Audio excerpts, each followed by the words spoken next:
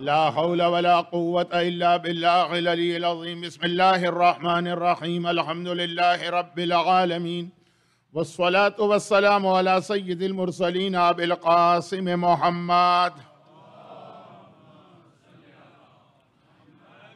وآله الطيبين الطاهرين الذين أذهب الله عنهم الرجس وطهرهم تطهيرا. سيما على الإمام المنتظر والحجة الثاني عشر، اللهم عجل فرجه وقرب زمانه وكسر أنصاره وأهلك أعداءه ولعنة الدائمة ولا أعدائهم أجمعين. أما بعد، فقد قال الله عز وجل في كتابه المبين: بسم الله الرحمن الرحيم. وما أرسلنا من رسول إلا ليطاع بإذن الله ولو أنهم ظلموا أنفسهم جاءوك فاستغفروا الله واستغفر لهم الرسول لوجدوا الله توابا رحيما.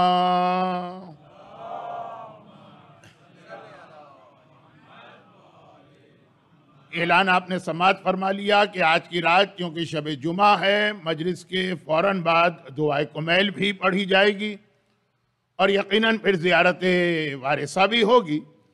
تو آج کی مجلس پوری کوشش کی جائے گی کہ وقت کا خیال کرتے ہوئے ختم کی جائے، اسی لیے میں نے ہر چیز کو مختصر کر دیا.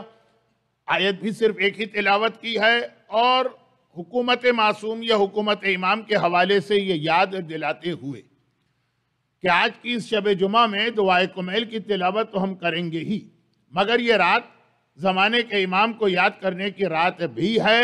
لیکن بعض وجوہات کی بنا پر ہماری آج کی مجلس میں زمانے کے امام کے حوالے سے ایک بہت اہم پیغام نہیں آ پائے گا. وہ کل کی مجلس میں، موضوع کچھ اس طرح سے آگے بڑھ رہا کہ وہ کل کی مجلس میں آئے گا، لیکن صرف ایک جملہ اس کا عرض کرنا ہے. اس کے بعد وہ پیغام جو امام کے حوالے سے ہے وہ اصل میں ہماری اور آپ کی آج کی روزمرہ کی زندگی کا پیغام ہے، لیکن وہ صرف ایک جملہ کہ معصوم نے یہ ارشاد فرمایا جب پوچھا گیا کہ مولا آپ کا بیٹا ظاہر کب ہوگا. یہ سوال ایک بار تو نہیں پوچھا گیا، یہ بار بار پوچھا گیا. یہ کسی ایک امام سے تو نہیں پوچھا گیا، یہ ہر امام سے پوچھا گیا. بلکہ جب اللہ کے رسول سفر معراج پر گئے تھے، یاد رکھیے کہ سفر معراج کا اہم ترین مقصد ولایت علی ابن ابی طالب کا پیغام دینا تھا. سبحان الذی اسری بعبدہ لیلا من المسجد الحرام الی المسجد الاقصی الذی بارکنا حولہ لنریہ من آیاتنا. پاک ہے وہ ذات جو رات کے وقت اپنے بندے کو مسجد الحرام سے آسمانوں پہ واقع مسجد اقصی تک لے گئی. لنریہ تاکہ اسے دکھایا جائے من آیاتنا، ہماری نشانی. اور مولا کا فرمان کہ انا آیت اللہ الکبریٰ، اللہ کی سب سے بڑی نشانی تو میں ہوں. جو شب معراج پیغمبر کو دکھائی گئی تو ولایت علی کا اعلان تھا، لیکن شب معراج کا اصل مقصد ولایت علی کا اعلان تھا.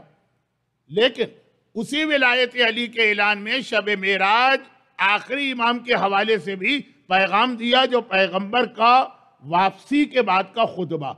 باتیں جو آج کی باتیں نہیں ہیں وہ بس آ گئیں ابتدائی مجلس میں. تو زمانے کے امام کے ظہور کا تذکرہ اللہ کے رسول نے بھی.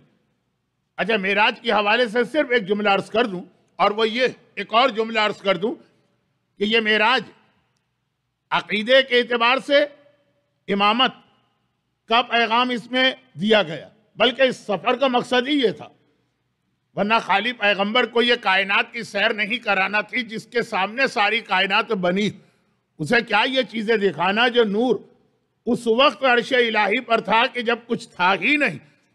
تو یہ خالی ایک سیر نہیں تھی، بلکہ دو مقصد تھے. نمبر ایک، عقیدے کے اندر، اصول دین کے اندر امامت کا پیغام، اور فروع دین کے اندر نماز کا پیغام.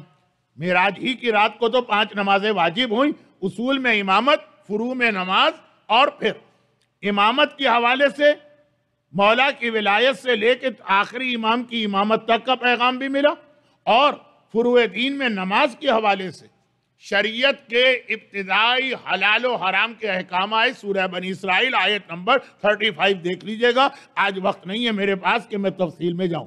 تو خلاصہ یہ کہ سفر معراج عقیدے اور عمل، اصول اور فروع دونوں کا ایک انداز سے آغاز ہو رہا، لیکن سفر معراج سے جو پیغام امامت کے حوالے سے آیا وہ پیغام پھر ہر امام معصوم نے دہرایا.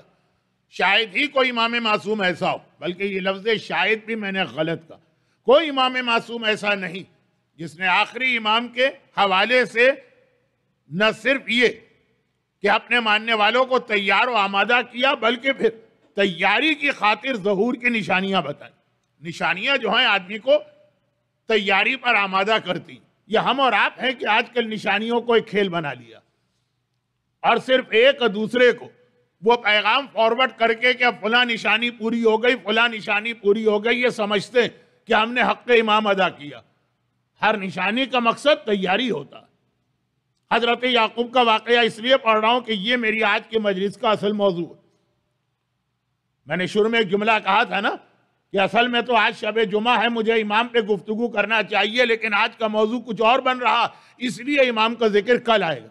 تو جو اصل موضوع آج کا ارادہ ہے، اب دیکھیں بعض اوقات موضوع میرے کنٹرول سے باہر ہو جاتا. حضرت یعقوب اور ملک الموت کی گفتگو. حضرت یعقوب نے ملک الموت سے ایک مرتبہ ایک وعدہ لیا. اچھا، اب یہ بہت دلچسپ واقعات ہیں کہ ملک الموت اور انبیاء کے درمیان جو مختلف وعدے ہوئے، لیکن اس میں حضرت یعقوب کا واقعہ چونکہ میرے اس جملے سے ٹیلی کر رہا کہ نشانیوں کا مطلب تیاری ہوتا. ہر وہ نشانی جو آپ کو تیاری پہ آمادہ نہ کرے، ایک طرح سے سمجھیے کہ آپ نے مقصد امام کو ضائع کر دیا، جس مقصد سے معصوم نے وہ نشانی بتائی تھی. جیسے قرآن کے بارے میں اکثر میں نے اسی منبر سے عرض کیا ہے کہ قرآن تاریخ کی کتاب نہیں، چنانچہ قرآن میں جو تاریخی واقعہ آ رہا اس کا کوئی نہ کوئی مقصد ہے جو ہمیں سمجھنا. کل آپ نماز جمعہ میں شاید میری سپیڈ ذرا تیز ہو گئی ہے، سلو کرتا ہوں. نماز جمعہ میں سورہ جمعہ کی آخری آیتیں جو آپ پڑھیں گے وہ تاریخ نہیں، وہ ہمارا مستقبل ہے.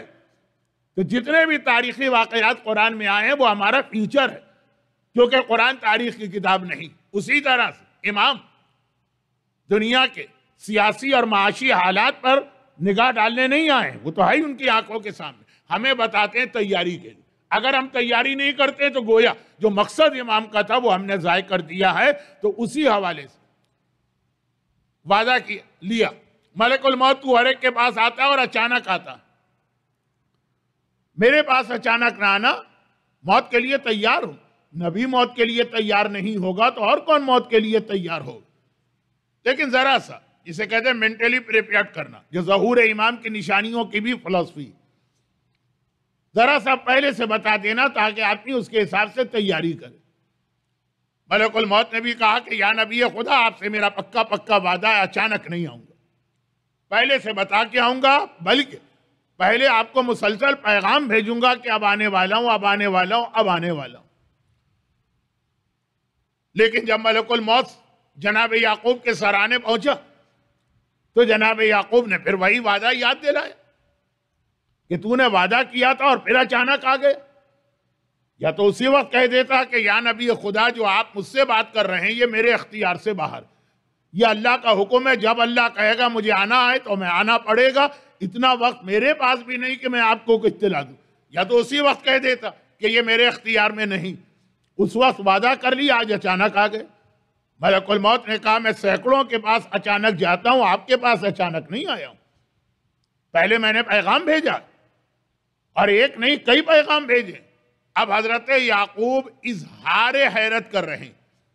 اب انگریزی اردو کا مسئلہ چلتا ہے کہ معلوم ہے، لیکن حیرت کا اظہار کر رہے ہیں کیونکہ پیغام اپنے لیے کوئی تھوڑی ہے، پیغام تو ہمارے اور آپ کے لیے. کہا کون سے تیرے میسیجز تھے یا پیغامبر تھے؟ میرے پاس تو نہیں آئے. کہا کہ آئے. آپ کی آنکھوں کی بینائی کم ہونے لگی، یہ میرا پہلا پیغمبر ہے یا پہلا میسنجر ہے یا پہلا میسیج ہے کہ میں آنے والا ہوں.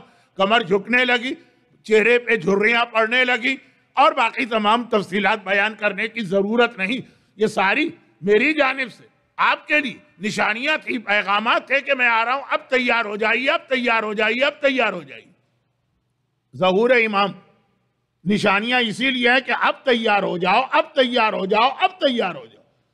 خالی مزے نہ لو کہ کون مرا، کون جیا، کہاں کیا ہو رہا ہے، کس علاقے میں کیا قتل عام ہو رہا ہے، کہاں کے معاشی حالات کیسے ہیں، کہاں کے سیاسی حالات کیسے ہیں، کہاں کی عورتیں کنٹرول سے باہر ہو رہی ہیں، کہاں کے مرد ڈسکو ڈانس میں پڑے ہیں۔ یہ نشانیاں صرف اس لیے نہیں بتائی گئی کہ مزے لے لے کہ تم دنیا کے حالات دیکھتے رہو اور پھر آگے بڑھ جاؤ۔ ہر نشانی تمہیں پیغام دیتی، اب تو تیار ہو جاؤ، اب تو تیار ہو جاؤ، اب تمہیں کس چیز کا انتظار ہے، اب تو امام آنے والے ہیں۔ اب یہ ذرا سا 10 منٹ کا ایک معروضہ اس عنوان پر ہو گیا جو آج کی رات کا بہت اہم پیغام ہے، مگر میرا موضوع نہیں تھا۔ کوئی بات نہیں ہے، تھوڑی بات آج ہو گئی، تھوڑی بات کل ہوگی، لیکن یہ جو 10 منٹ کی گفتگو کی، اس کا اختتام اس جملے پر کہ ظہور امام کی جتنی نشانیاں بتائی گئیں، جن نشانیوں کے حوالے سے میں نے ایک مختصر اس کی حکمت، مصلحت یا لاجک بتا دی کہ نشانیاں بتائی کیوں جا رہی، مگر بعض مومنین کا یہ اصرار ہوتا تھا امام سے کہ مولا یقینی نشانی، مولا یقینی نشانی۔ تو جو ایک یقینی نشانی بتائی گئی اور اس کے حوالے سے پھر ہمارے اور آپ کے آج کے معاشرے کی جو حالت، اس پہ کل بات ہوگی، وہ ایک جملہ تھا۔ امام معصوم نے ارشاد فرمایا کہ میرے بیٹے کے ظہور کی یقینی نشانی ہے جب ایسے ایسے لوگ، ریلائبل، ثقہ، جس پہ آدمی ٹرسٹ کرے گا، جس کے بارے میں آدمی سوچ بھی نہیں سکتا کہ یہ جھوٹ بولے گا یا غلط بیانی کرے گا، یہ خاصیت ہوتی ہے جو ضروری نہیں ہے کہ خالی مومن میں پائی جائے، یہ کافر میں بھی ہو سکتی۔ چنانچہ ہماری فقہ کے کئی مسئلے اسی سے آگے بڑھتے ہیں، اور یہ بہت اہم ٹرن اوور تھا ہماری فقہ میں شیخ مرتضی انصاری کی وجہ سے۔ عام طور پہ مسئلہ آتا ہے شریعت میں کہ عادل آدمی سے پوچھو، عادل آدمی سے گواہی لو، لیکن بہت سارے مراجع نے، جن میں مرحوم آغا خوئی کا نام بہت نمایاں ہے، آیت اللہ سیستانی بھی شامل، کہا کہ نہیں، ثقہ سے۔ عادل اور ثقہ میں فرق یہ ہے کہ عادل اس 12 امامی شیعہ کو کہتے ہیں جس کا کردار بالکل پاک و پاکیزہ، اور ثقہ کہتے ہیں کہ باقی نہ اس کے عقیدے سے ہمیں مطلب ہے نہ اس کے کردار سے۔ کافر بھی ہو سکتا ہے، شرابی بھی ہو سکتا ہے، لیکن اتنا اس پہ بھروسہ ہے کہ جھوٹ نہیں بولے۔ یہ اتنی اہم خاصیت، اسے پوچھو۔ قبلہ ڈائریکشن، پرانے زمانے کے مراجع کہتے تھے 2 عادل گواہی دے قبلہ کس طرف ہے پھر نماز پڑھ سکتے ہو۔ آج جن مراجع کا میں نے نام لیا کہتے نہیں، عادل ضروری نہیں، اگر وہ ثقہ، شرابی ہے، کبابی ہے، گناہگار ہے، غیر مسلم ہے، فاسق ہے، فاجر، لیکن اس معاملے میں قابل بھروسہ ہے کہ جھوٹ نہیں بولے گا، اس کی گواہی قبول ہو جائے گی۔ اسی طرح نجاست میں، اسی طرح طہارت میں، حتیٰ چاند میں۔ لیکن یہ اتنی ساری باتیں اگر میں چھیڑ دوں تو کیا کوئی ایک بات بھی مکمل ہو پائے گی؟ نہیں۔ صرف یہ میں عرض کر رہا تھا کہ آخری زمانے کی یقینی نشانی، لفظ یقینی پر اس وقت میرا زور وہ یہ کہ امام نے کہا ایسے ایسے لوگ، بہت ہی ٹرسٹ وردی، بہت ہی ریلائبل، ثقہ، اور پھر اس میں بہت ہی نیک لوگ بھی۔ اس لفظ نیک لوگ کے لیے میں نے کہا ثقہ الگ کیٹیگری ہے، عادل الگ کیٹیگری ہے۔ ایسے لوگ جب آ کر یہ گواہی دیں گے کہ امام زمانہ کی موت ہو چکی ہے، اور یہ کہیں گے کہ ہم ان کی نماز جنازہ پڑھ کے آ رہے ہیں، لاپرواہ، جھوٹی باتیں پھیلانے والے جہاں بیٹھے تو وہاں یہ گوسپ شر انگریزی میں کہتے ہیں، فضول باتیں کرنے والے نہیں، وہ بھی ہوں گے، لیکن ایسے ایسے لوگ بھی آ جائیں گے جو اپنی آنکھوں سے امام زمانہ کی میت دیکھنے کا دعویٰ کریں گے اور نماز جنازہ پڑھنے کا اعلان کریں، ہم پڑھ کے آئے نماز جنازہ، تب میرا بیٹا ظاہر ہوگا۔ یہ ایک یقینی نشانی، بڑی عجیب سی نشانی ہے، لیکن آج کے ماحول میں جب میں اپنے بچوں کو، جوانوں کو، مردوں کو، عورتوں کو دیکھتا ہوں تو وہ چیز جو حضرت ابراہیم نے کہا لیطمئن قلبی، پروردگارہ یہ معجزہ دیکھنا چاہتا ہوں کہ مردے کو زندہ کس طرح کرتا. خدا نے کہا کیا مجھ پر یقین نہیں ہے؟ کہا لیکن دل کا اطمینان. تو معصوم کی حدیث پہ یقین تو تھا، لیکن آج کا ماحول دیکھ کر ابراہیم کا جواب کے اطمینان بڑھ جاتا ہے کہ امام نے کس طرح سے ہماری اس وقت کی سوسائٹی کو دیکھ کے ظہور کی نشانی بتائی. باقی باتیں انشاءاللہ اس حوالے سے کل ہوں گی. اسی بات کو میں آگے بھی بڑھا سکتا ہوں، لیکن بعض وجوہات کی بنا پہ مجھے یہاں پہ رکنا اور اپنے 3-4 دن کے موضوع کو آگے بڑھانا ہے. اطاعت، جو کہ اب اتنا تو آپ حضرات میری پہلی مجلس سے اندازہ لگا چکے ہوں گے کہ میرا اصل موضوع یہ بن رہا ہے کہ امام زمانہ کی حکومت کی پہلی شرط اطاعت. تو بات وہیں پہ پہنچے گی، وہیں پہ اسی جانب جا رہی. لیکن ابھی تمہید کا مرحلہ ہے، تو صرف ایک وہ بات عرض کر دوں جو 4 دن کے بعد آپ کے ذہنوں میں غلط فہمی نہ ہو. آپ کے ذہنوں میں 2 چیزیں آ سکتی، ایک سوال، ایک غلط فہمی یا مس انڈرسٹینڈنگ. سوال کا تو جواب واقعاً آج کی پوری مجلس میں دینا، لیکن پہلے غلط فہمی کہ یہ جو کہا گیا کہ آنکھیں بند کر کے بلائنڈلی فالو کرنا ہے رسول کو، یہ جملہ میں نے کہہ دیا تھا کہ اس سے رسالت و امامت کے لیے ہے یہ پیغام، حتیٰ مرجعیت کے لیے بھی نہیں. توہین مرجعیت نہ ہونے پائے. بعض اوقات کچھ جملے ایسے آ جاتے ہیں کہ میری نیت کچھ اور ہوتی ہے، مجمع کچھ اور سمجھتا. مرجعیت کے لیے بھی یہ منزل نہیں.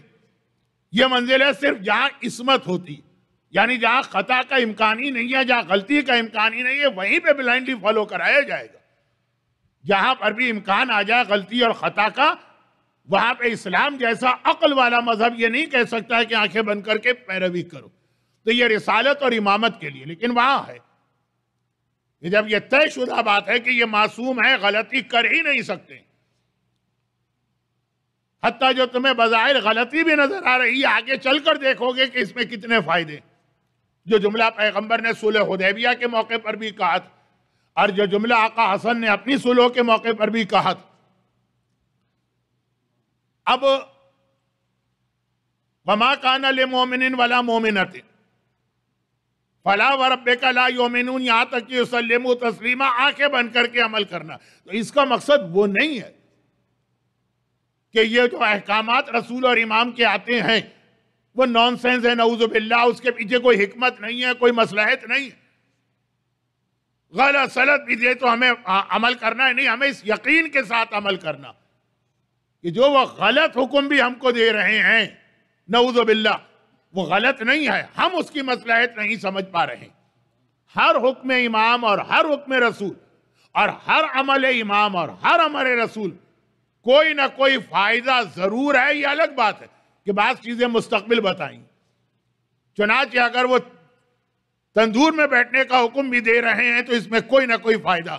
جو 2 مثالیں میں نے ابھی دے دی، صلح حدیبیہ سے صلح حسن تک، بظاہر ذلت ہے، بظاہر توہین ہے، بظاہر دشمنوں کو مذاق اڑانے کا موقع مل رہا. مذاق آدمی کوڑے برداشت کر لیتا، لیکن اس طرح کا مذاق نبوت اور امامت کے لیے برداشت نہیں ہوگا. روایت میں یہ جو جملہ میں نے کہا، یہ خالی خطابت کے جملے نہیں ہیں، میں تو خطابت جانتا ہی نہیں، یہ سب تاریخ ہے. عمار یاسر کی ماں سمیہ زمین پہ باندھ کر کوڑے برسائے جا رہے ہیں روزانہ، اور وہ برداشت کر رہی. لیکن جب ابو جہل نے پیغمبر اسلام کی شان میں گستاخی کی اور مذاق اڑایا پیغمبر کا، تب برداشت نہ کر سکی، اور اس طرح سے اس کے چہرے پہ تھوکا کہ اس نے برچھی ناف کے نیچے مار کے اسی وقت ان کو شہید کیا. تو ایک نہیں، واقعات کا سلسلہ. توہین برداشت نہیں ہے، مذاق برداشت نہیں ہے. لیکن صلح حدیبیہ کے بعد بھی مذاق اڑایا گیا، صلح حسن مجتبیٰ کے بعد بھی مذاق اڑایا گیا. اور اگر ایک آپ عام آدمی سے کہہ دیں کہ امام نے مثلاً آگ میں بٹھا دیا تو مذاق اڑایا جائے گا، اور جو آج کی مجلس کا آخری حصہ آ رہا ہے وہ بھی مذاق اڑایا جائے گا. مگر دنیا مذاق اڑاتی رہے، مومن اس یقین کے ساتھ اس پہ عمل کرے گا کہ بظاہر جو چیز آج کتنی ہی نانسنس نظر آ رہی ہے، آگے چل کے اس میں بہت سارے فائدے. اچھا، اب یہ خود جملہ بہت تشریح چاہتا، یا تشریح نہ چاہے تو بہت سارے دلچسپ واقعات ہیں.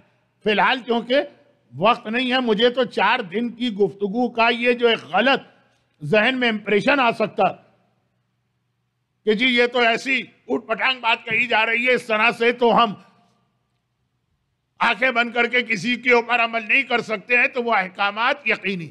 البتہ قرآن کریم نے ایک جگہ پر یہ بھی بتایا کہ ہم جو تم سے ڈیمانڈ کر رہے ہیں کہ رسول کی پیروی، اطاعت کرو، اطاعت، تو وہاں کوئی مقصد نہیں، کوئی مقصد نہیں۔ اب دیکھیے وہ کتنا اہم مسئلہ، اور قرآن کا اسٹائل دیکھیے، قرآن بہت ہی پاک اور پاکیزہ زبان استعمال کرتا۔ مخالفین جو بھی کہیں قریش مکہ، لیکن قرآن کی زبان بہت پاکیزہ۔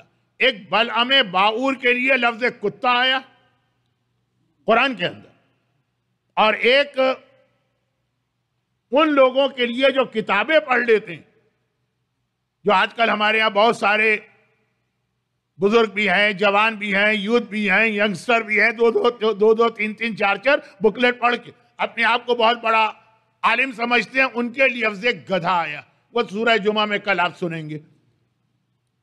کمثل الحمار، ان کی مثال گدھے جیسی۔ گدھا پھر بھی قابل برداشت ہے، آج کل تو چین میں بہت ڈیمانڈ ہے اس کی، اگر آپ کوئی کمپنی کھولے گدھے کے گوشت کی تو آپ ملینر ہو جائیں گے۔ لیکن کتا، یہ لفظ تو ایسا ہے کہ اسلامی معاشرے میں قرآن میں آیا، لیکن تیسری جگہ پر ایک لفظ آیا ہے ان لوگوں کے لیے جو آج کل بہت بڑھتے جا رہے ہیں، اور یہ سارے کے سارے قرآنی الفاظ ہیں، اس میں حدیث کو بھی نہیں لا رہا، جبکہ حدیث نعوذ باللہ کوئی کمزور یا بیکار چیز نہیں ہے، لیکن بعض لوگ حدیث کا نام سنتے ہی دل میں خیال لاتے ہیں کہ بہرحال یہ وہ، اس بات میں وہ وزن نہیں ہے، طاقت نہیں ہے، حدیث تو صحیح غلط سب ہوتی ہے۔ قرآن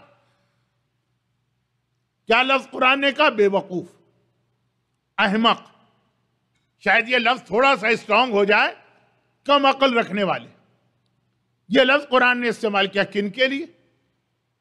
جو ایک سوال کرتے ہیں پلٹ کے کہ اسلام کا فلاں حکم آیا تو وائے،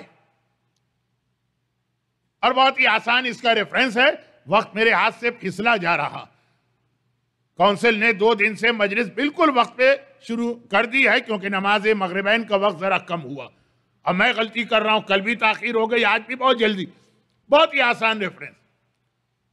دوسرے پارے کا نام ہے سیقول، لیکن سیقول کہ فوراً بعد کیا لفظ ہے؟ سیقول کا مطلب ہے ان قریب وہ لوگ کہیں گے، بہت جلدی وہ لوگ کہنے والے۔ کون لوگ؟ السفہاء، سفی لوگ، نادان، ناسمجھ، کم عقل رکھنے والے۔ شاید احمق و بیوقوف میں نے بہت اسٹرانگ لفظ ترجمہ کر دیا۔ سیقول السفہاء، یہ کم عقل رکھنے والے، یہ نادان لوگ، یہ ناسمجھ لوگ ان قریب ایک اعتراض کریں گے، اور پھر وہ قرآن نے اعتراض ان کا بیان کیا کہ آخر اللہ نے قبلہ کیوں بدلا؟ پہلی آیت دوسرے پارے کی، اس سے زیادہ آسان ریفرنس کیا ہوگا کہ قبلہ کیوں بدلا گیا؟ آج بھی لوگ کہتے ہیں کہ یا پرانا قبلہ صحیح تھا یا نیا قبلہ صحیح ہے، اگر پرانا صحیح تھا تو نیا کیوں بنایا گیا، اور اگر نیا قبلہ صحیح ہے تو اتنے سال تک پرانا کیوں رکھا گیا؟ اس ٹائپ کے اعتراضات تو ہوتے رہتے ہیں، اس کے لیے یہ ممبر ہے بھی نہیں، لیکن قرآن نے جو اس کا جواب دیا وہ جواب آپ کو سنانا ہے انہی آیتوں میں آگے چل کر، بہت آگے نہیں، ایک آیت کے بعد۔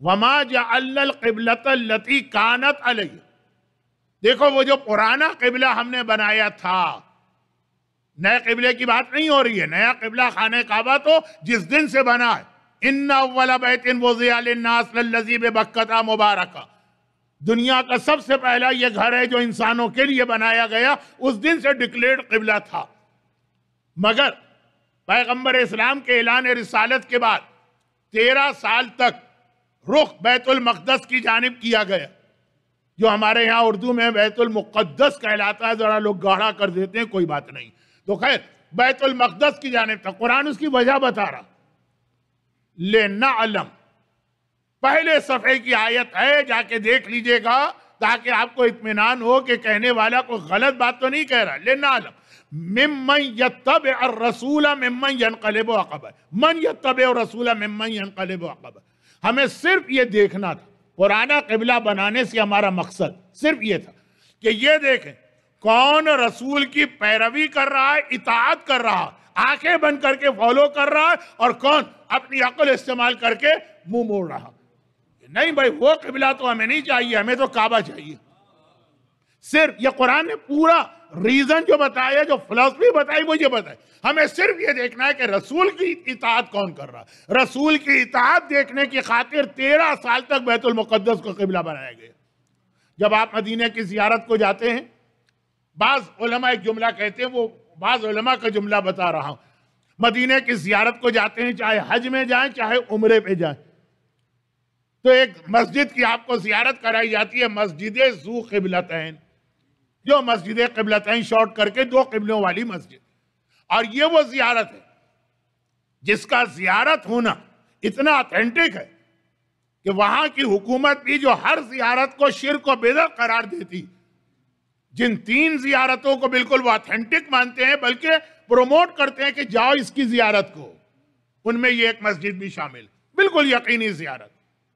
اور اس مسجد کی تاریخ ہر ایک کو پتا ہے، میں تاریخ نہیں بتا رہا ہوں، مولا کا ایک جملہ سنا رہا ہوں کہ جب پیغمبر یہاں نماز پڑھ رہے تھے، اس وقت مدینے سے باہر کا علاقہ تھا، ایک مومنہ کے جوان بیٹے کا انتقال ہو گیا، پیغمبر پرسہ دینے آئے، ظہر کا وقت آ گیا، 8 10 12 آدمی تھے، اس وقت مسلمان بہت کم تھے، یہ پہلی ہجری کا واقعہ، مدینے پہنچنے کے 16 مہینے بعد کا واقعہ۔ تو خیر مسلمان بہت کم تھے، مدینے کے باہر نماز پڑھ رہے ہیں، 2 رکعت نماز پڑھی ظہر کی تو حکم آ گیا، تو پیغمبر نے باقی 2 رکعت دوسرے قبلے کی جانب بہت شارٹ کر کے، اور یہ دونوں بالکل آمنے سامنے، یعنی پیغمبر پورا گھومے، باقی سارا مجمع بہت بڑا مجمع نہیں تھا، 8 10 آدمی ہوں گے، حیران و پریشان کی یہ ہوا کیا؟ صرف مولا نے پیغمبر کی پیروی کی، جیسے ہی پیغمبر نے اپنا رخ پھیرا، مولا نے بھی اپنا رخ پھیر لیا۔ اسی لیے مولا کا ایک لقب ہے المصلی الی القبلتین، کائنات کا واحد آدمی ہے جس نے ایک نماز پیغمبر کے پیچھے 2 قبلوں کی جانب پڑھی۔ جو باقی 7 آدمی یا 10 آدمی تھے وہ تو کنفیوز کھڑے رہے پرانے قبلے کی جانب۔ مولا نے رخ پھیر لیا تو بعد میں ایک سوال کیا گیا مولا سے، یا امیر المومنین، وہ باقی مسلمان ان میں سے کوئی منافق نہیں تھا، کنفیوز ہو گئے یہ ہوا کیا؟ تو آپ بھی ان کی طرح سے اس حالت میں کیوں نہ کھڑے رہے؟ وہ کھڑے رہے، انتظار کرتے رہے کہ پیغمبر جو ادھر رخ کر کے نماز پڑھے ختم کریں تو پتہ چلے کیا ماجرا۔ تو آپ نے اپنا رخ کیوں بدلا اور ادھر ہی کیوں نہ رہے جہاں 13 14 سال ہو گئے تھے مسلمانوں کو نماز پڑھتے ہوئے؟ پیغمبر کا یہ غلام، اپنے آپ کو غلام کہنے والا پیغمبر کا نفس ہے ویسے تو۔ ایک مرتبہ میرا مولا کہتا کہ بھائی یہ قبلہ الفاظ میرے ہیں، مفہوم قبلہ تمہارا مسئلہ، کہ ادھر ابھی 13 سال نماز پڑھی تو ادھر نماز پڑھی، یہ میرا مسئلہ نہیں، میرا مسئلہ تو ذات رسالت ہے، جدھر پیغمبر کا رخ ہوگا علی کا رخ بھی اسی جانب ہوتا چلا جائے گا۔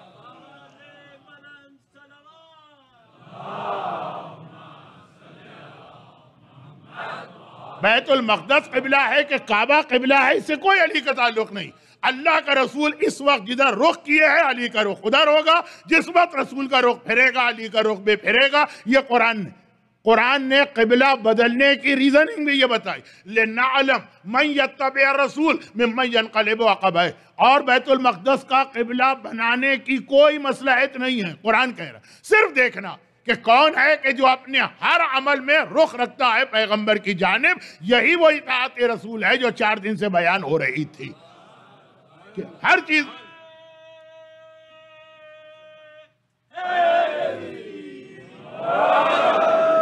قرآن کی آیت مولا کا عمل، یعنی قرآن صامت کی آیت، قرآن ناطق کا عمل، یہاں جا کے وہ میسج مکمل ہو رہا۔ اب آگے ایک سوال، اس کے بعد ایک سوال، تو دیکھیں یہاں تو قرآن نے بتا دیا کہ بعض احکامات ہم نے صرف یہ چیک کرنے کے لیے دیے، اس کے پیچھے کوئی لاجک، کوئی ریزننگ، کوئی حکمت نہیں، صرف یہ چیک کرنے کے لیے کہ کون اطاعت کرتا، صرف یہ دیکھنے کے لیے بعض احکامات دیے۔ باقی باتیں انشاءاللہ بھی آئیں گی بھی، لیکن ایک سوال آپ کے ذہن میں پیدا ہوا ہوگا جو مجمع بعد میں آیا، اس کو میں پھر ایک جملہ دوہرا دوں کہ 4 دن کے مجالس کے بعد ایک غلط فہمی دماغ میں آ سکتی تھی، اب تک اس کا جواب دیا گیا، اور ایک سوال ذہن میں آ سکتا تھا، اب اس کا جواب شروع ہو رہا، اور وہ سوال یہ کہ بھائی یہ جو اتنی تاکید کے ساتھ حکم آ رہا، اطاعت اطاعت اطاعت، 4 دن مسلسل گفتگو رہی، لیکن کوئی طریقہ بھی اسلام نے بتایا اطاعت کا؟ یہ جذبہ آدمی میں کیسے پیدا ہو؟ اطاعت رسول دل ہر ایک کا چاہتا، جذبہ بھی ہر ایک کے پاس، لیکن وقت عمل اتنی اطاعت نہیں ہو پاتی ہے۔ میں بہت جلدی میں خود بھی مجھے بعض اوقات احساس ہو رہا ہے کہ میں ذرا تیز بولنے لگتا ہوں، پھر رک جاتا ہوں، لیکن پھر گھڑی کی سوئیاں سامنے آتی ہیں، پھر تیز ہو جاتا ہوں۔ تو سوال یہ ہے کہ یہ اطاعت ہم کرنا چاہتے ہیں مگر نہیں ہو پاتی، اس کا کوئی طریقہ بھی اسلام نے بتایا ہے کہ نہیں بتایا؟ بہت ساری چیزیں ایسی ہوتی کہ آدمی کی خواہش ہے کہ یہ ہو، نہیں ہو پاتی ہیں۔ تو مثلا میری خواہش ہے کہ میرا شوگر لیول نارمل رہے، پھر آ گیا شوگر لیول، نہیں ہو پاتا ہے تو کہا کہ دوا کھا لو، انسولین کھا لو۔ یہ چیزیں ہیں نا کہ جس کے ذریعے آدمی میں طاقت آتی۔ وہ جو ایک زمانے میں بہت ہی مشہور کیریکٹر تھا پوپائی دا سیلر، اب اس کو مدد کرنا ہے، طاقت نہیں ہے، اس نے مثلا وہ ڈبہ کھول کے اسپینش کیا چیز کھائی، طاقت آ گئی۔ تو اب یہ ہم اطاعت رسول کرنا چاہتے ہیں۔ اس مجلس میں موجود کون مومن یا کون مومنہ ایسی ہے جو نہیں کرنا چاہتی اطاعت؟ مگر اس دنیا میں رہتے ہیں، چاروں طرف بہکانے والی چیزیں ہیں، خاص طور پہ وہ شیطان جس کی لشکر کا ذکر کل بھی ہوا اور آئندہ بھی ایک مجلس میں ہوگا۔ تو اب یہ طاقت کیسے آتی؟ تو پہلا طریقہ کیا ہوتا ہے؟ پہلا طریقہ ہوتا ہے کسی چیز کو، کسی آدمی کو کسی چیز کی عادت ڈلوانے کے لیے تربیت دی جاتی ہے یا ٹریننگ دلائی جاتی ہے۔ وہ ٹریننگ کے نتیجے میں کام بہت آسان ہو جاتا۔ جو ایک فوجی جس انداز سے چل سکتا ہے، وہ چل سکتا ہے، دوڑ سکتا ہے، ہم اور آپ نہیں کر سکتے، لیکن وہ ماں کے پیٹ سے ہنر لے کے پیدا نہیں ہوئے، انہوں نے اس کی ٹریننگ لی۔ ایک سوئمر جس تیزی کے ساتھ سوئم کر سکتا، ہم اور آپ نہیں کر سکتے، یہ ماں کے پیٹ سے سوئمنگ کی مہارت لے کے نہیں آئے ہیں، ان کو اس کی ٹریننگ دی گئی، کھلاڑیوں سے ہٹ کے عام زندگی میں بھی آ جائے گی۔ اب یہ کینیڈا کا تو رواج مجھے نہیں پتا ہونا بھی نہیں چاہیے، لیکن انڈیا پاکستان میں دیکھتا ہوں اپنے گھر کی خواتین کیسی فٹافٹ وہ کھانا پکا رہی ہیں اور روٹی بنا رہی ہیں۔ اگر کسی نئے آدمی کو بٹھا دیا جائے، اور ہوتا بھی ہے جو نئی بہو آتی عجیب و غریب روٹیاں بنتی ہیں، پیکاسو ایک مصور تھا، اس کا تجریدی آرٹ کا نمونہ بنتا ہے، کوئی لمبی ہے تو کوئی گول ہے تو کسی کے کان نکلے ہوئے ہیں، لیکن مشق کے بعد، مہارت کے بعد سیکنڈوں میں کس انداز سے کھانے پکتے ہیں، گھر کی صفائی ہوتی ہے۔ میں نے کہا یہاں کہا مجھے نہیں پتا، اور پتا ہونا بھی نہیں چاہیے، اس لیے کہ یہ تو حجاب والے کام ہے۔ اور دنیا کے بہت سارے کام، ڈرائیونگ ہے، ماں کے پیٹ سے کوئی ہنر لے کے پیدا نہیں ہوتا، لیکن کیسی ڈرائیونگ ہوتی، ساری چیزیں مشق کی۔ تو اسلام نے جب یہ کہا اطاعت رسول، تو خالی حکم نہیں دیا کہ اطاعت کرو، اس کا طریقہ بھی ہم کو بتایا کہ اطاعت کا طریقہ کیا ہے، ٹریننگ تم کو دی جا رہی۔ یہ جو ٹریننگ، اچھا ٹریننگ کے بھی مرحلے ہوتے ہیں، ہلکی شروع میں ہلکی ٹریننگ ہوتی، جو روزانہ والی ٹریننگ ہے وہ ہلکی ہوگی، پھر یہ ہے کہ سال میں ایک مرتبہ کہا کہ نہیں اب ذرا یہ تو روز کرتے آ رہے ہو نا، اب یہ تھوڑا ٹائم نکالو جہاں یہ ٹریننگ کو اور سخت بنایا جائے گا۔ اور اس کے بعد کہا کہ نہیں اب یہ سال میں ایک بار ہے تو 5 سال میں ایک بار، ورنہ کم از کم زندگی میں ایک بار مکمل وہ ٹریننگ دی جائے گی جو سخت ترین ہوگی۔ یہ اسلام کی مختلف عبادتوں کا ایک مقصد یہ بھی ہے، ایک مقصد۔ نماز کیا؟ ہم اور آپ تو نماز پڑھ لیتے ہیں، ہم کو پتہ ہی نہیں چلتا کہ نماز کیا۔ نماز اطاعت رسول کی ٹریننگ اور تربیت کا پہلا مرحلہ۔ نماز ایک تربیت ہے۔ نماز میں آپ کیا کرتے ہیں؟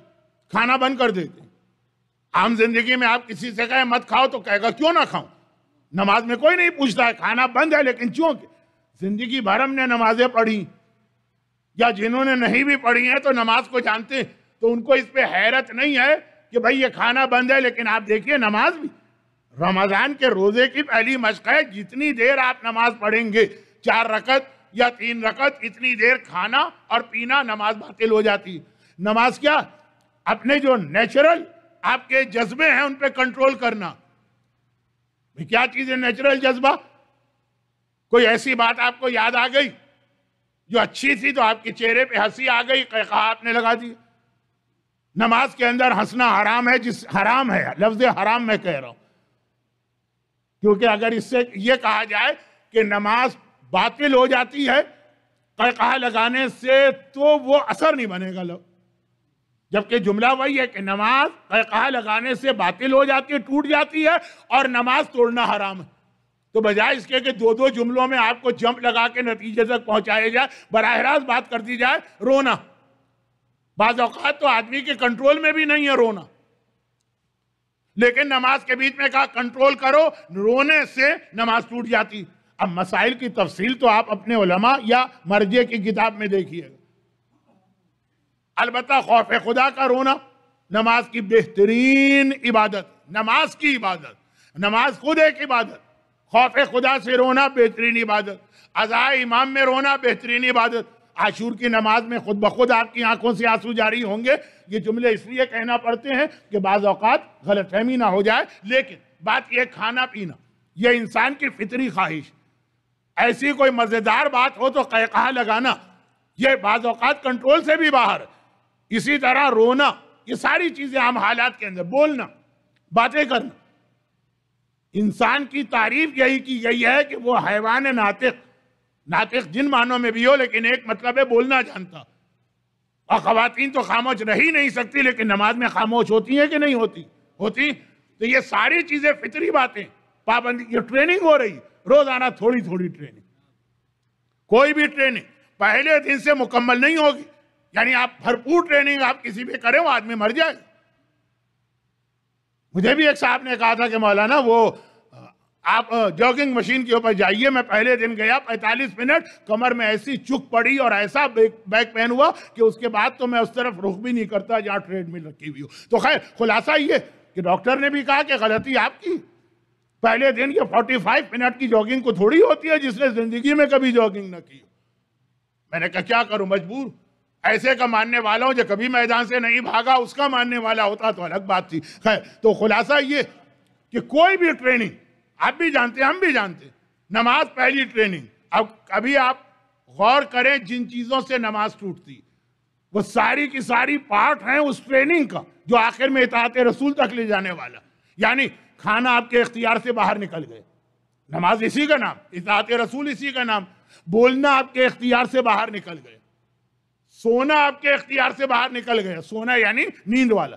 نماز کے بیچ میں سونا حرام ہے، کیونکہ سوئیں گے تو وضو ٹوٹے گا، وضو ٹوٹے گا تو نماز ٹوٹے گی، نماز توڑنا حرام۔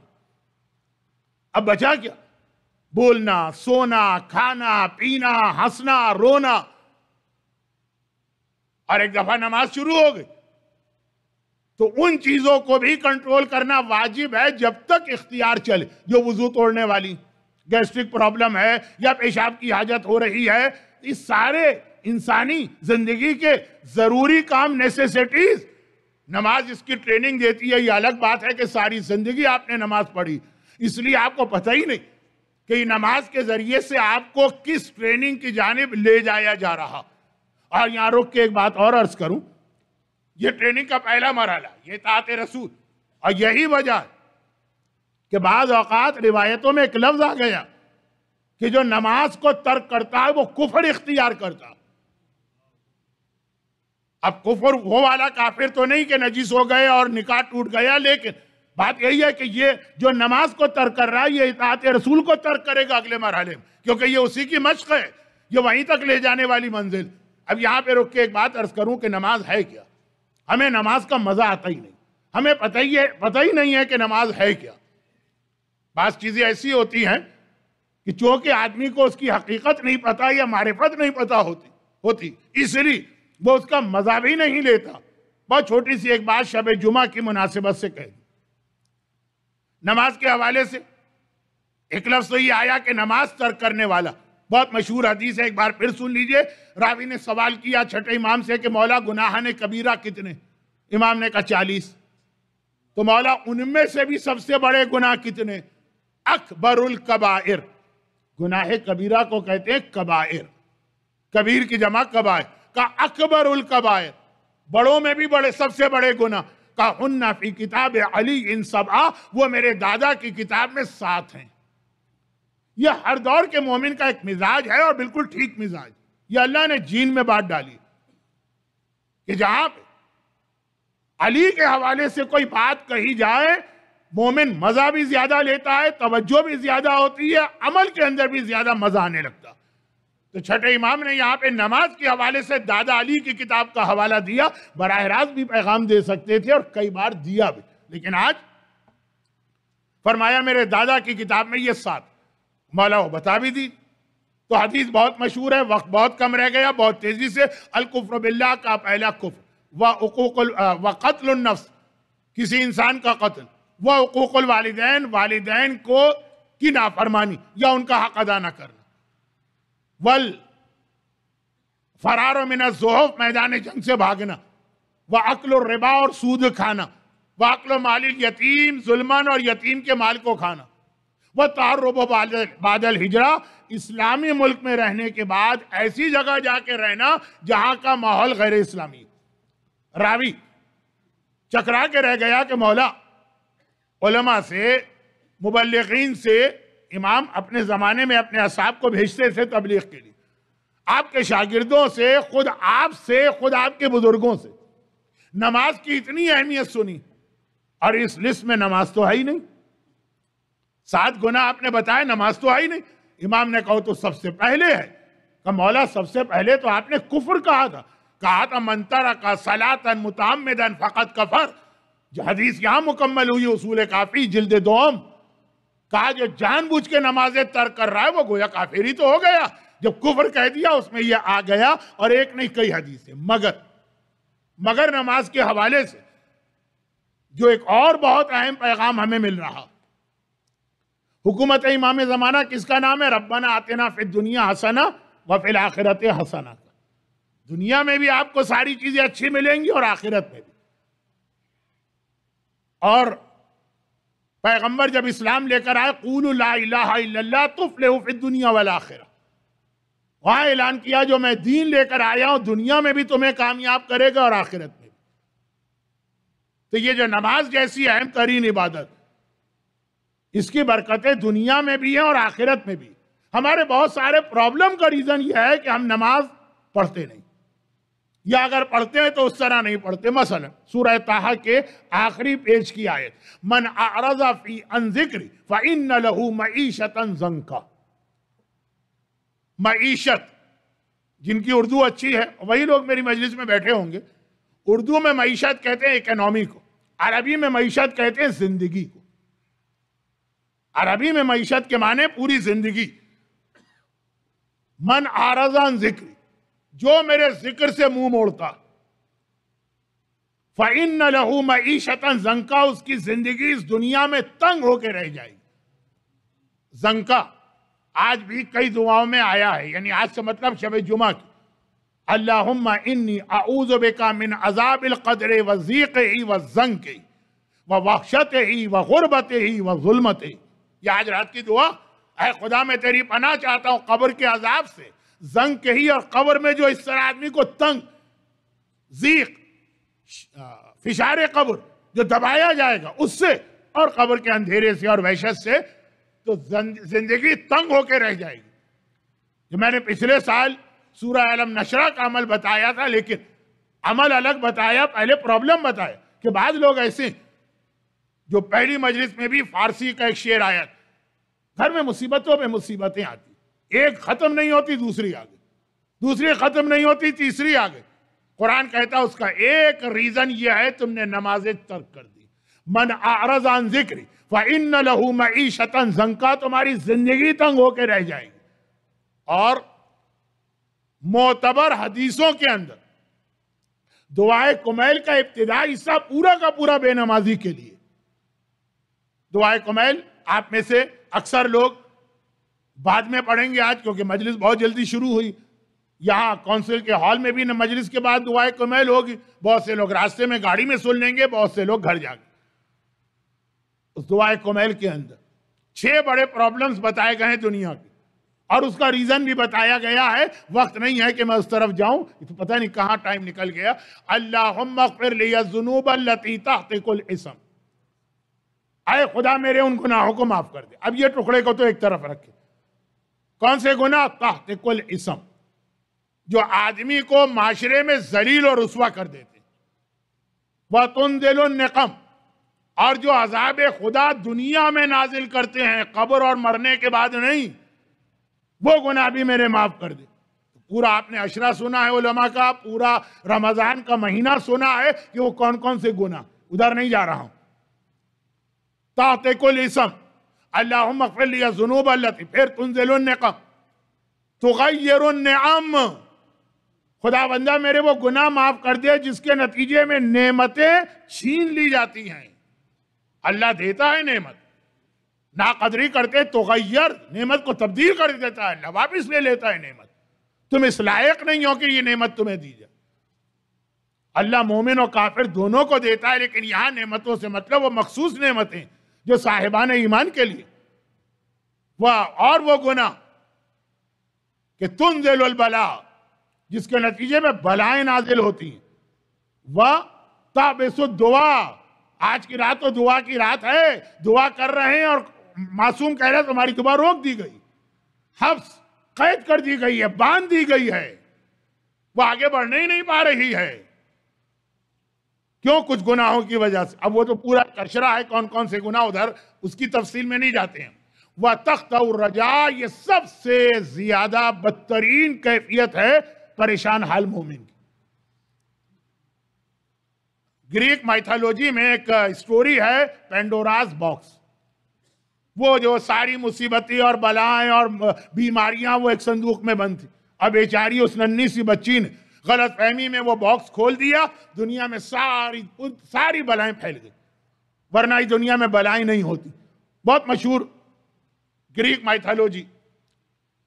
اور جب وہ بہت پریشان ہو گئی کہ اب تو دنیا مصیبتوں کی جگہ بن کے رہ گئی، تب آخر میں اسی صندوق میں سے ہوپ اور امید نکل کے آئی۔ کہا کہ یہ ہے ہر مصیبت و پریشانی کا مقابلہ کرنے کا ہتھیار اور ٹول۔ امید جب تک آدمی کے پاس باقی ہے، روزی کی پریشانی بھی، رزق کی پریشانی بھی برداشت کرے، بیماری کی پریشانی بھی برداشت کرے، دشمنوں کی پریشانیاں بھی برداشت، ساری پریشانیاں آپ برداشت کریں اگر امید ہے۔ یہ کبھی تو ختم ہوں گی، کبھی تو اس کا اینڈ ہوگا، یہ امید۔ مگر دعائے کمیل میں آج آپ سے کہا گیا کچھ ایسے گناہ ہیں جس کے نتیجے میں تمہارا گھر ایسا بنتا ہے کہ امید تک دل سے ختم ہو کے رہ جاتی ہے۔ ظہور امام کے لیے بھی جہاں سے بات شروع ہوئی، الہی عظم البلا وبرہ الخفا وانکشف الغطا، اور اس کے بعد وانقطع الرجا، اس وقت امام آئیں گے جب مومن امید بھی توڑ چکا ہوگا۔ اب یہ کون سی امید ہے؟ یہ ظالموں کے خلاف ہے یا خود امام کے آنے کی امید ہے؟ یہی آج کی مجلس کے شروع میں ایک جملہ آیا، جو لوگ بعد میں آئے ان کے لیے ریپیٹ کر رہا ہوں، کہ ظہور امام کی یقینی نشانی یہ کہ بڑے معتبر اور ثقہ اور قابل بھروسہ آدمی آ کر کہیں گے کہ امام کا انتقال ہوا، ہم نے امام کی میت دیکھی، ہم نے امام کی نماز جنازہ پڑھی، امید ہی ختم ہو گئی۔ جب امام ہی نعوذ باللہ مر گئے، اور جیسا میں نے اس وقت بھی کہا شروع میں کہ یہ عام لوگ یا لاپرواہ لوگ یہ بات نہیں کر رہے، قابل بھروسہ، امید ختم ہو گئی۔ بہت ہر مصیبت قابل برداشت ہے اگر امید رہے۔ سورہ دعائے کمیل، اللہم اغفر لی الذنوب التی تقطع الرجا، امید تک ختم ہو جائے۔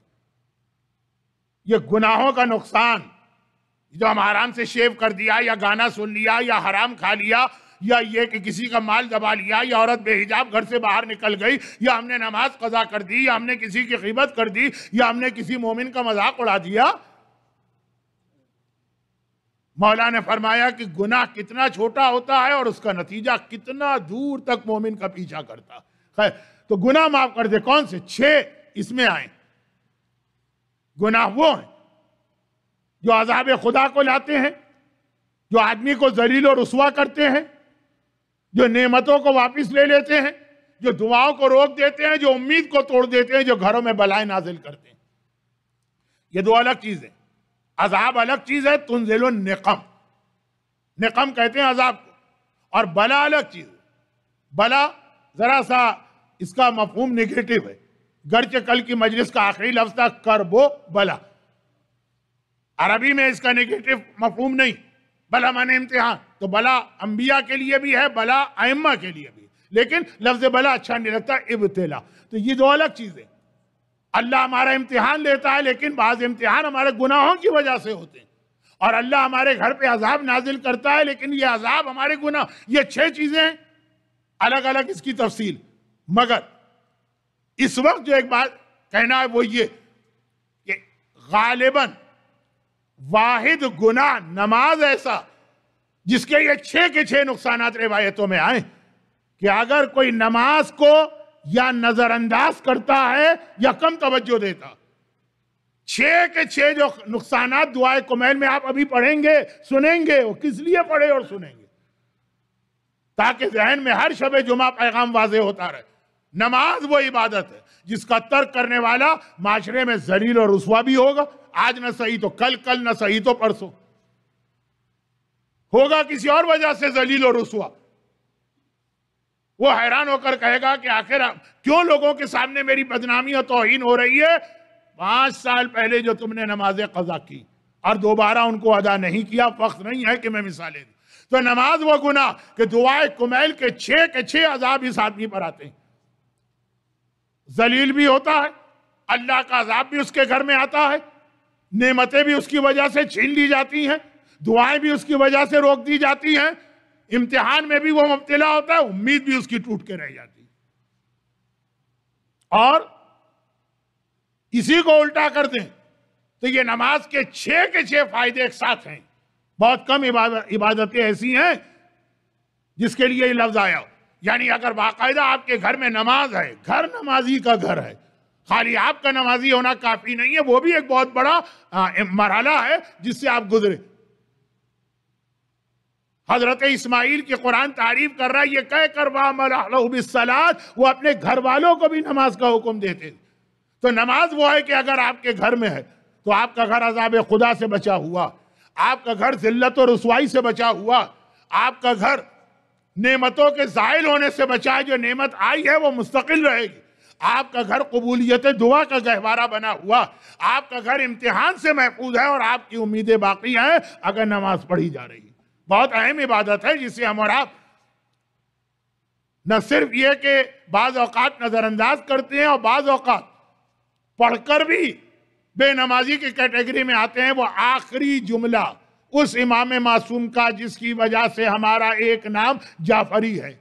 6 امام کا وقت شہادت آخری جملہ تھا، لا تنال شفاعتنا مستخفا بالصلاۃ. ہماری شفاعت اس کو نہیں ملے گی جو نماز کو خفیف یا سبک یا ہلکا سمجھتا.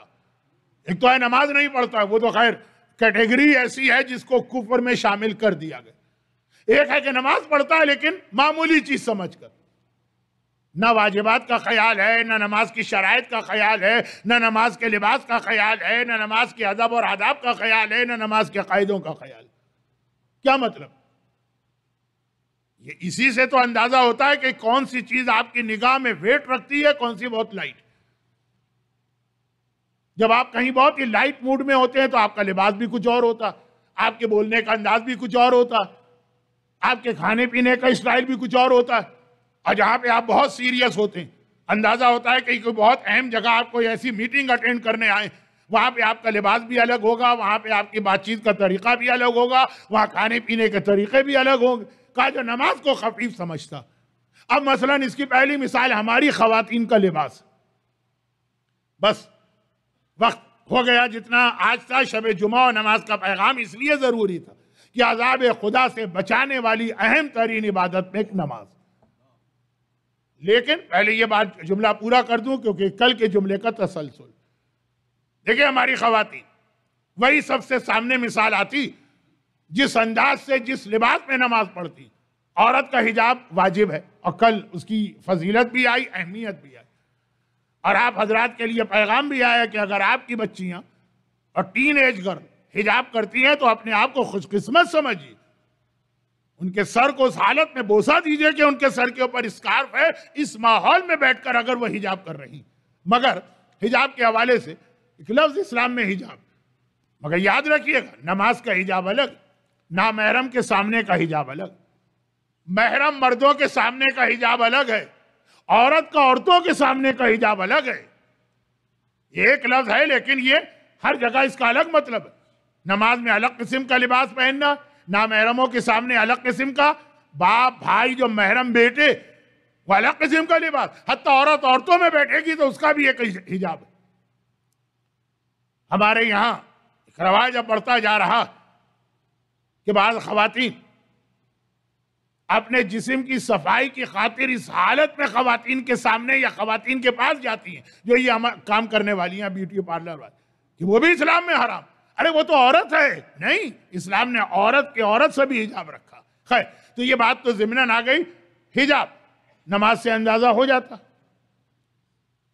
مرد بھی کم نہیں، یہ کپڑے اس میں نماز پڑھ سکتا ہوں، لیکن اگر اس پر خمس واجب ہے اور میں نے خمس نہیں دیا تو اس میں نماز نہیں پڑھ سکتا ہوں۔ یا ایسا ہی ہے کہ جیسے کسی دکان سے آپ کپڑے چورا کے اس میں نماز پڑھیں گے، وہ عجیب لگے گا، امام کا حق چورا کے آپ نماز پڑھیں گے تو عجیب نہیں لگے گا، کیونکہ احساس ہی نہیں، نہ حق امام کا احساس ہے نہ نماز کا احساس۔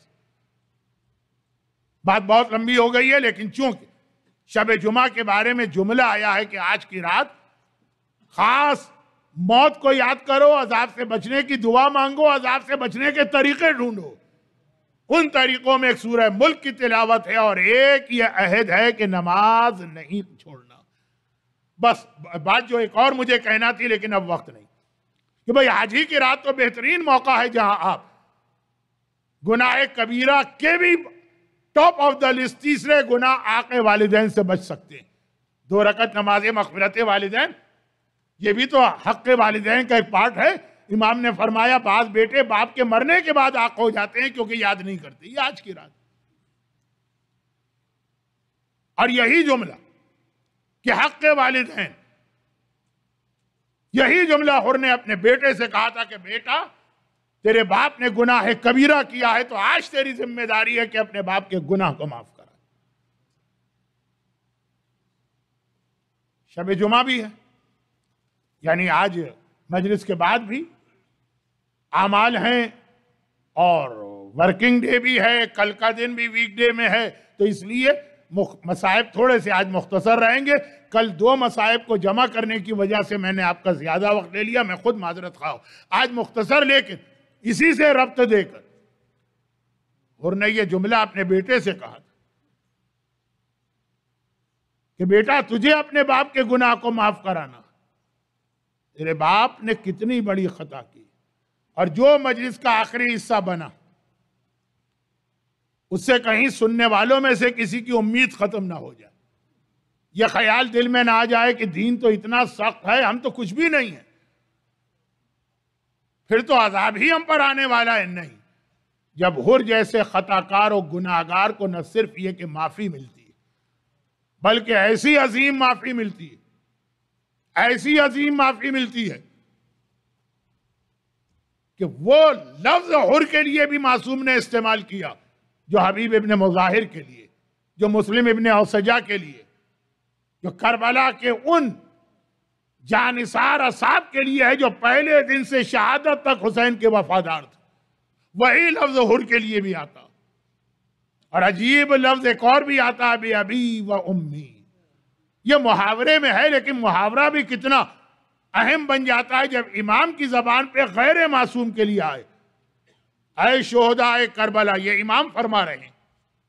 ہمارے کتنے ساتھی کربلا کی زیارت کے لیے جا چکے ہیں، جانے کو تیار ہیں، شہداء کربلا کی زیارت میں یہ پڑھیں گے کہ نہیں پڑھیں گے، لیکن جو گئے ہیں ان کو اگر وہ برکت ملے گی، تو جو نہیں بھی گئے آقا حسین کا تفضل اور احسان ان پر بھی ہے کہ اپنے گھر سے کھڑے ہو کے ہمیں سلام کرو، ہم تمہارے سلام کا جواب دیں گے۔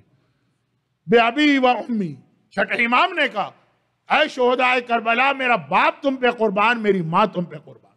محاورہ ہے عربی کا، لیکن محاورتاً بھی امام معصوم کا ان غیر معصوموں کے لیے جن میں غلام حبشی تک شامل ہے یہ محاورہ استعمال کرنا۔ اور حر جب اتنا بڑا خطا کار نہ صرف یہ کہ معافی پا سکتا بلکہ اتنے بڑے رتبے پہ پہنچتا ہے کہ امام بھی آ کر اس کی قبر کی زیارت کرتے ہیں، تو ہم بہرحال دنیا کے حالات کی وجہ سے، ماحول کی وجہ سے جو خطائیں بھی کرے، اتنے بڑے گناہگار تو نہیں۔ یقین رکھیے یہی حسین مظلوم اگر سچے دل سے، سچا دل کسے کہتے ہیں؟ حر کے انداز سے حسین کی بارگاہ میں پہنچ جاؤ، یہی حسین تمہارے ہر گناہ کو معاف کروا دے گا، مگر انداز حر جیسا، وہ حر جو بہت مختصر اگر بات کروں تو یہ کہ بظاہر کربلا کے واقعے میں حر کا کتنا زیادہ انوالومنٹ ہے یزید کی طرف سے۔ حسینی لشکر کو راستے میں کس نے روکا؟ نہ عمر سعد نے روکا، نہ شبر نے روکا، نہ ابن زیاد نے روکا، یہ حر تھا نا۔ کس نے آ کر کہا تھا کہ آپ کوفے تو قطعاً نہیں جا سکتے؟ حر تھا نا۔ زینب کبریٰ شریکت الحسین، زینب کے بابا نے زینب کو کربلا کے سارے حالات بتا کے تیار کرایا تھا، چنانچہ جیسے ہی حر نے آقا حسین کے گھوڑے کے لگام پہ ہاتھ ڈالا، باتیں تو بعد میں ہوئی، زینب کی اماری سے زینب کے رونے کی آواز آنے لگی۔ زینب کو پتا ہے کربلا شروع ہو چکی۔ میدان کربلا میں حسین کو لے کے کون آیا؟ حر آیا۔ ابن زیاد کو خط پہ خط کون لکھ رہا ہے کہ حسین آ گئے ہیں؟ کس کے خط لکھے ہوئے خط پر عمر سعد آیا، شمر آیا، خولی آیا، ہرملہ آیا؟ یہ حر ہے۔ اور باتیں چھوڑیے، 7 محرم کو پانی بند ہوا، پہلے عمر سعد کے خیمے میں میٹنگ ہوئی تھی نا، اس میٹنگ میں بھی حر بیٹھا ہوا۔ کبھی سنا آپ نے کہ اس نے اعتراض کیا کہ جو ہو رہا ہے غلط ہو رہا ہے، کم از کم پانی تو بند نہ کرو؟ مکمل طریقے سے شریک ہے۔ مگر عاشور کا دن آیا، اور عاشور کا دن بھی عجیب دن ہے۔ عمر سعد تو ایک دن پہلے 9 محرم کو جنگ شروع کر چکا تھا، پہلا تیر چلا کر، اور اگر اسی انداز سے جنگ آگے بڑھتی تو حر ان لوگوں میں شامل ہوتا جن پہ زیارت وارثہ میں آج بھی آپ کہتے ہیں لعن اللہ من ظلمت و قتلت و رضیت، سمعت و رضیت۔ مگر یہ ایک رات نے حر کو بدل دیا، اور اگلی صبح جب لشکر عمر سعد دوبارہ تیار ہو رہا، 9 محرم کو تیاری پوری تھی، پہلا تیر بھی چلا دیا گیا تھا، جب دوبارہ تیار ہو رہا تو اب حر کا دل و دماغ رات بھر کی کشمکش کے نتیجے میں بدل چکا۔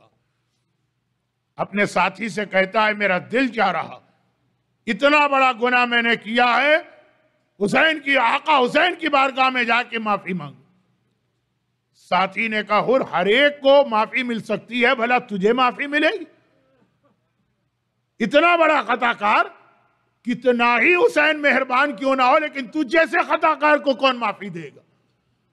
حر نے کہا جو تو کہہ رہا ہے ہر ایک کے لیے صحیح ہے، لیکن مجھے یقین میرا آقا حسین جتنا مہربان ہے، میں اس سے بھی بڑا گناہ کر کے آتا تو مجھے معافی مل جاتی۔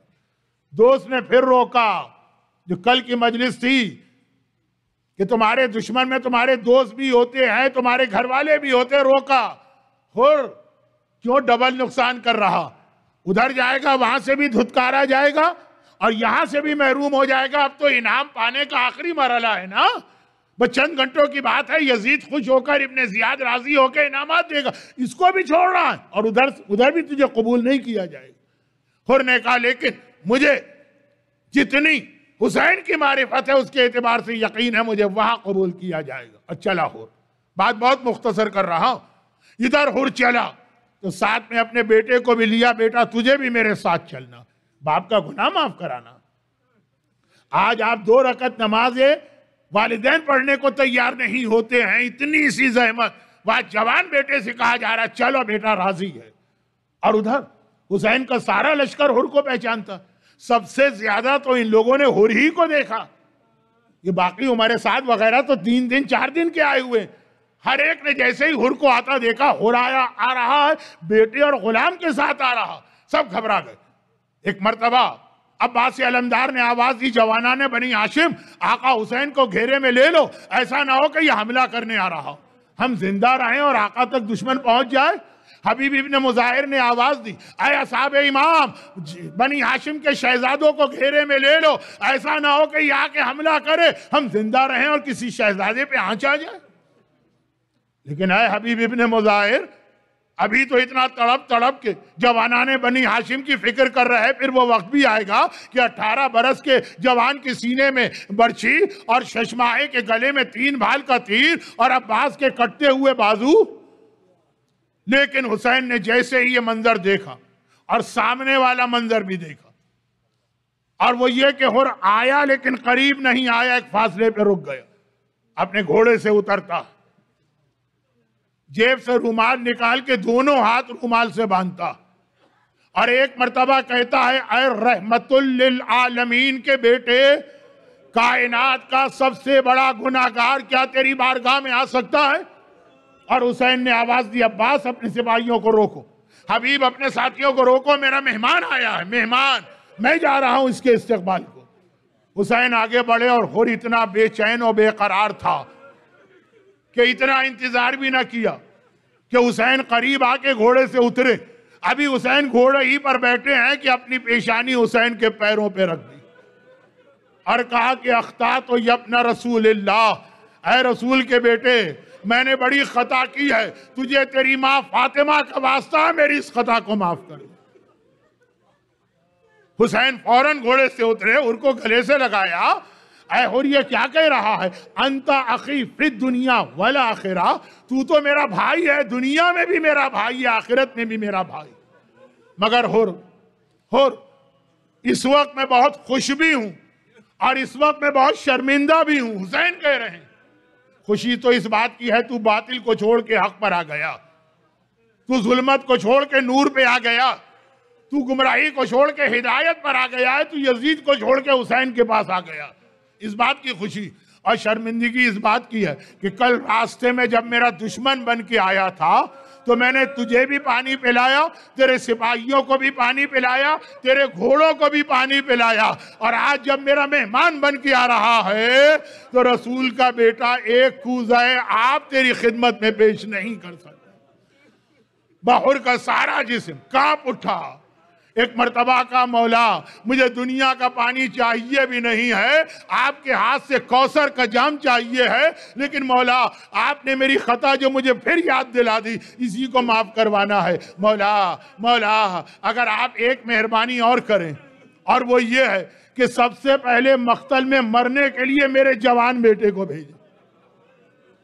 حسین نے کہا حر عام دنوں میں کبھی بھی تیری یہ درخواست قبول نہ کرتا، لیکن آج تو ہر ایک کو مرنا، کوئی پہلے کوئی بعد میں مرنا ہر ایک کو ہے، جا میں نے تیری خواہش پوری کی۔ حر نے کہا اپنے جوان بیٹے سے بیٹا ایسا جہاد کرنا کہ تیرے باپ کا گناہ تیرے خون سے پاک ہو جائے، تیرے خون سے صاف ہو جائے۔ حر کا جوان بیٹا چلا، میرا آخری جملہ، ایک مرتبہ جتنا جہاد کرنا تھا جہاد کیا، آخر زخموں سے چورو ہو کر گھوڑے سے زمین کربلا پہ گرتا ہے اور آواز دیتا ہے بابا ذرا میری مدد کو آنا۔